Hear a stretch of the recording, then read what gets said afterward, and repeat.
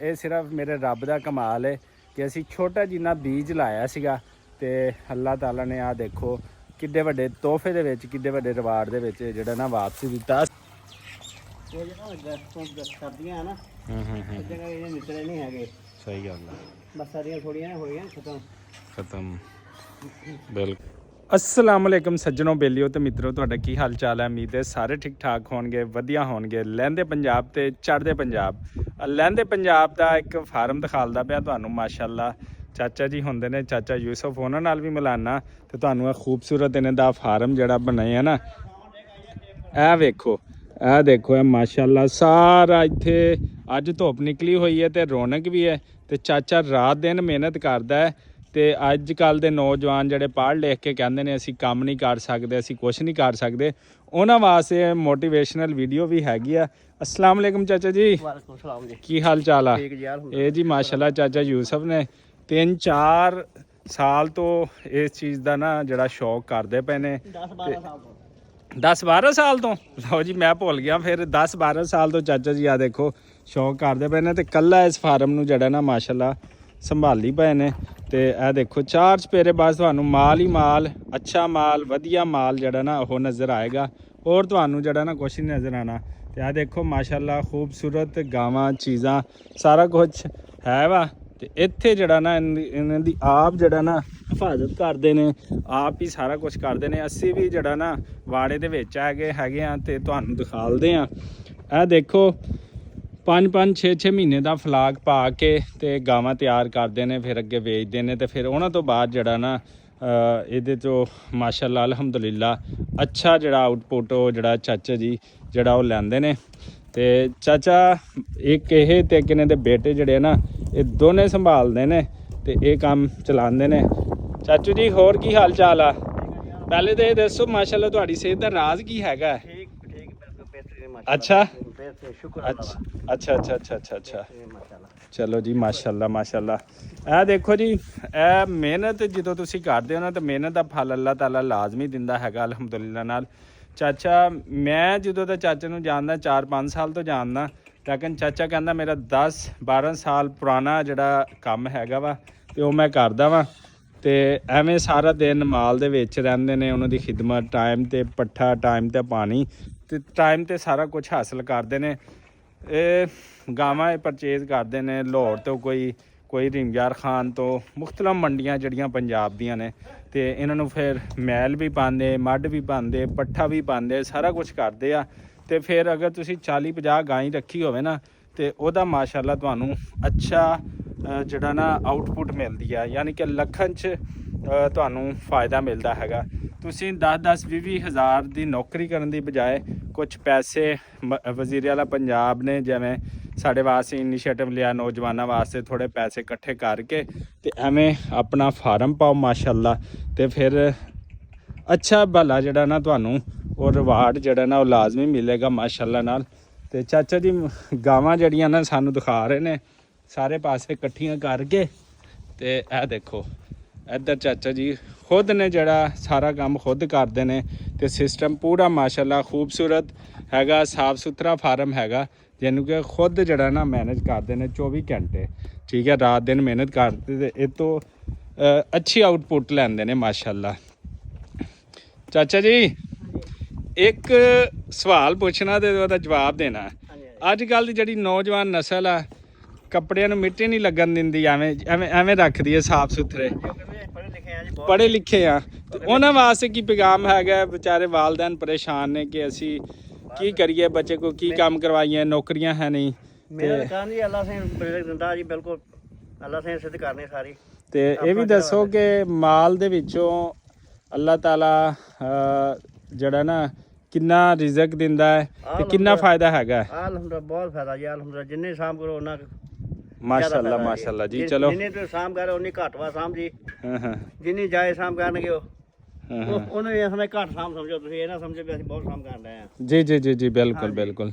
ਦੇਖੋ ਜੀ ਚਾਚਾ ਗਰਮੀ ਹੋਵੇ ਸਰਦੀ ਹੋਵੇ, ਚਾਚਾ ਯੂਸਫ ਜਿਹੜਾ ਨਾ ਐਵੇਂ ਹੀ ਮਾਸ਼ਾਅੱਲਾ ਰਾਤ ਦਿਨ ਜਿਹੜਾ ਨਾ ਮਿਹਨਤ ਕਰਦੇ ਹੈ ਨੇ ਤੇ ਮਿਹਨਤ ਦਾ ਰਿਵਾਰਡ ਵੀ ਮਾਸ਼ਾਅੱਲਾ ਬਹੁਤ ਅੱਛਾ ਲੈ ਰਹੇ ਅਲਹਮਦੁਲਿਲਾ।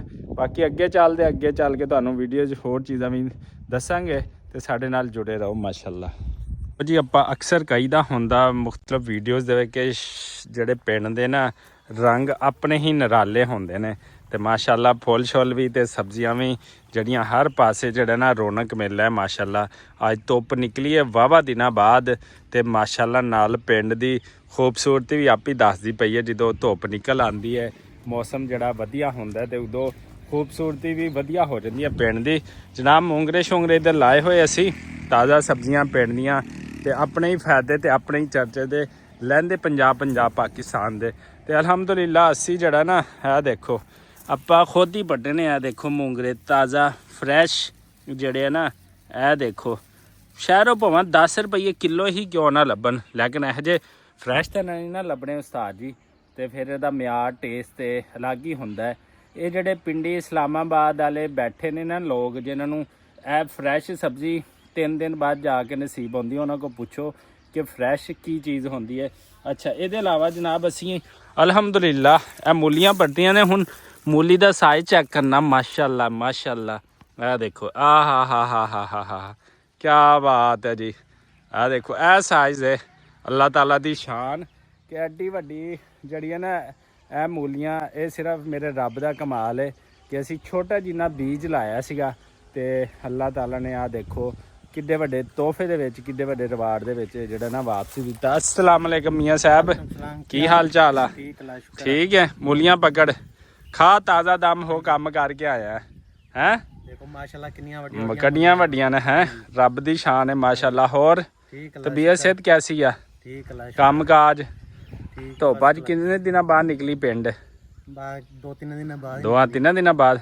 ਠੰਡ ਨੇ ਜੜੀ ਨਾ ਕਮਾਲ ਕਰ ਦਿੱਤਾ। ਮੈਂ ਤਾਂ ਕਹਿੰਦਾ ਸਾਡੇ ਕਮਲ ਦੇ ਉੱਤੇ ਕੋਰਾ ਜੰਮਿਆ ਪਿਆ ਸੀ। ਅੱਛਾ ਚਲੋ ਇੰਡੀਆ ਦੇ ਵਿੱਚ ਵੀ ਇਹੀ ਹਾਲ ਹੈ। ਉੱਥੇ ਵੀ ਬੜੀ ਠੰਡ ਪੈਂਦੀ ਪਈ ਹੈ ਤੇ ਉਧਰੋਂ ਮਰੀ ਵਾਲੇ ਪਾਸੇ ਵੀ ਸਵਾਤ ਕਲਾਮ ਉਧਰਲੇ ਪਾਸੇ ਵੀ ਬੜੀ ਠੰਡ ਪੈਂਦੀ ਪਈ ਹੈ। ਹਾਂਜੀ ਸਬਜ਼ੀਆਂ ਪੱਟ ਲਈਆਂ ਨੇ ਤੇ ਇਹ ਲੈ ਚੱਲ ਘਰ ਤੇ ਫਿਰ ਇਹ ਜਿਹੜਾ ਨਾ ਆਪਾਂ ਸ਼ਾਮਾਂ ਨੂੰ ਲੈ ਕੇ ਜਾਣੀਆਂ ਨੇ ਤੇ ਫਿਰ ਪਕਾਉਣੀਆਂ ਨੇ। ਅੱਛਾ ਜਨਾਬ ਅਸੀਂ ਪਿੰਡ ਤੋਂ ਦੂਰ ਚਲੇ ਜਾਈਏ ਨਾ ਤੇ ਐਵੇਂ ਲੱਗਦਾ ਕਿ ਅਸੀਂ ਕੁਝ ਵੀ ਨਹੀਂ ਕਮਾਇਆ ਹੈਗਾ। ਯਕੀਨ ਕਰੋ ਪਿੰਡ ਨਾਲ ਇੰਨੀ ਮੁਹੱਬਤ ਹੈ ਇੰਨਾ ਪਿਆਰ ਹੈ ਤੇ ਜੋ ਗੱਲਾਂ ਬਾਤਾਂ ਪਿੰਡ ਨਾਲ ਨੇ ਨਾ ਉਹ ਕਿਤੇ ਹੋਰ ਨਹੀਂ ਹੋ ਸਕਦੀਆਂ। ਅਸੀਂ ਭਾਵੇਂ ਚੜ੍ਹਦੇ ਲਹਿੰਦੇ ਚਲੇ ਜਾਈਏ ਪ੍ਰਦੇਸ਼ ਚਲੇ ਜਾਈਏ ਅਸੀਂ ਕਿਤੇ ਇੰਗਲੈਂਡ ਯੂਰਪ ਵਾਲੇ ਪਾਸੇ ਚਲੇ ਜਾਈਏ ਪਰ ਇਸ ਪਿੰਡ ਦੀਆਂ ਸ਼ਾਨਾਂ ਨੂੰ ਇਹਨਾਂ ਚੀਜ਼ਾਂ ਨੂੰ ਨਹੀਂ ਭੁੱਲ ਸਕਦੇ। ਅਸੀਂ 1 ਸਾਲ ਮੁਲਤਾਨ ਵੀ ਰਹੇ ਲਾਹੌਰ ਵੀ ਰਹੇ ਹਾਂ ਫੈਸਲਾਬਾਦ ਵੀ ਰਹੇ ਪਿੰਡੀ ਵੀ ਰਹੇ ਹਾਂ ਠੀਕ ਹੈ। ਹੋਰ ਪਾਸੇ ਵੀ ਬਥੇਰਾ ਆਈ ਜਾਈਦਾ ਰੀਮਯਾਰ ਖਾਂ ਵੀ ਜਾਣਾ ਪੈਂਦਾ ਹੈ। ਲੇਕਿਨ ਇਹ ਹੈ ਕਿ ਸਾਨੂੰ ਭਾਵੇਂ ਹਰ ਰੋਜ਼ ਮੈਂ ਕਹਿੰਦਾ ਪਿੰਡ ਦਾ ਜਿਹੜਾ ਚੱਕਰ ਲੱਗ ਜਾਵੇ ਤੇ ਉਹ ਜਿਹੜਾ ਨਾ ਸਾਨੂੰ ਇੱਕ ਦਫਾ ਨਵੀਂ ਜ਼ਿੰਦਗੀ ਦੇ ਦਿੰਦਾ ਨਵੀਂ ਰੂਹ ਦੇ ਦਿੰਦਾ। ਕਹਿੰਦੇ ਨਾ ਕਿ ਬੰਦੇ ਨੂੰ ਥਾਪੀ ਮਿਲਦੀ ਰਵੇ ਤੇ ਬੰਦਾ ਟੁਰਦਾ ਰਹਿੰਦਾ। ਸਾਨੂੰ ਸਾਡੇ ਪਿੰਡ ਵੇਖ ਕੇ ਹੀ ਸਾਨੂੰ ਥਾਪੀ ਮਿਲ ਜਾਂਦੀ ਹੈ ਕਿ ਜਵਾਨਾ ਕੰਮ ਜਿਹੜਾ ਨਾ ਨਹੀਂ ਭੁੱਲਣਾ ਹੈਗਾ। ਉਹ ਕਹੀ ਦਾ ਹੋਵੇ ਉਹ ਇੱਥੇ ਪੱਠੇ ਵੱਢਣ ਦਾ ਹੋਵੇ ਉਹ ਮਾਲ ਨੂੰ ਪੱਠੇ ਪਾਉਣ ਦਾ ਹੋਵੇ ਇਹਨਾਂ ਚੀਜ਼ਾਂ ਸਿਹਤ ਬੜੀ ਆ ਠੀਕ ਹੈ ਨਾ। ਲੇਕਿਨ ਲੋਕੀ ਸਿਹਤਾਂ ਲੱਭਦੇ ਫਿਰਦੇ ਨੇ ਇਹਨਾਂ ਚੀਜ਼ਾਂ ਦੀ ਸਿਹਤ ਬੜੀ ਹੈ।